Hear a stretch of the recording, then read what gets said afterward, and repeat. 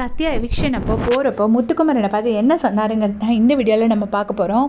போகிறப்போ ஃபஸ்ட்டு வந்து குமரா அப்படின்னு தான் சொல்லியிருப்பார். அம்மா என்ன கிளாப்ஸு, பயங்கர கிளாப்ஸு.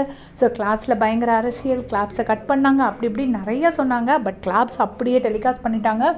பயங்கர கிளாப்ஸ் ஒரு குமரான்னு சொல்லும்போது சொன்னோடனே அவர் முத்துக்குமரனும் ரொம்ப ஹாப்பியாக இருந்தார். பாவம் அவருக்கும் ஒரு ரெக்கக்னிஷன் கிடைக்காம இருந்துச்சு ரொம்ப நாளாக. ஸோ இன்றைக்கி ஒரு கிளாப்ஸ் கிடச்சோடனே அவரும் ரொம்ப ஹாப்பியாக நின்னார்.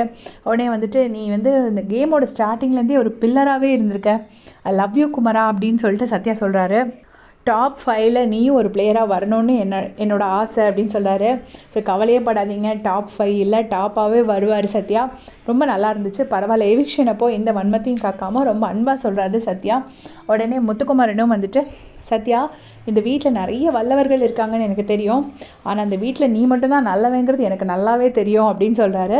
ஸோ மேபி முத்துக்குமரனுக்கு சத்யா பற்றி இப்படி ஒரு நல்ல அபிப்பிராயம் இருந்திருக்கு போல இருக்குது. நம்ம அதை கேட்கல, ஆனால் இன்றைக்கி அவர் சொல்கிறாரு. பட் நான் இன்றைக்கி அன்சைனில் அவர் வந்து சத்யா ரொம்ப குட் சோல்னு சொன்னார், நான் கேள்விப்பட்டேன். சொல்லிவிட்டு உனக்காக நான் 2 விஷயம் ஆண்டவனை பிரார்த்திக்கிறேன்.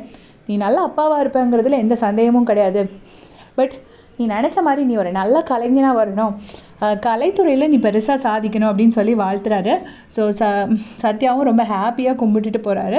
பார்க்கவே நல்லா இருந்துச்சு. டெவில்ஸ் அண்ட் ஏஞ்சல்ஸ் டாஸ்கில் 2 பேத்துக்கும் ஒரு பெரிய சண்டை அதெல்லாம் வந்துச்சு. ரொம்ப அன்ஹாப்பியாக இருந்தாங்க. பட் போகிறப்போ ஒரு குட் நோட்டில் 2 பேரும் பிரிஞ்சு போகிறாங்க. ஸோ நீங்கள் என்னெல்லாம் பார்த்தீங்கிறது மறக்காமல் கமெண்ட்ஸில் சொல்லுங்கள். தேங்க்ஸ் ஃபார் வாட்சிங்.